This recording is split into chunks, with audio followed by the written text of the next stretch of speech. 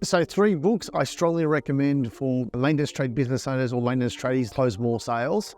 Number 1 by Dr. Robert Cialdini is Influence.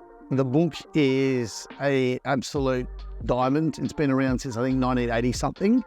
It talks about how to influence and persuade honestly, ethically and morally.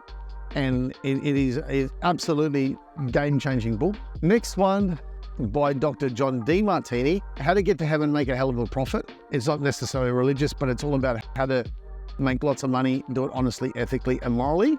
Third one, and this one will be pure motivation. I don't think there's any tactics. I don't think there's any strategies, but a good sales motivation book is Sell or Be Sold by Grant Cardone. And it's just about attacking opportunities, attacking life, attacking everything that you do with 110% enthusiasm. Even though it sounds like a sales book on the outside, for me, it was more about motivation, drive, and inspiration rather than sales techniques and tactics. So they're my 3 picks.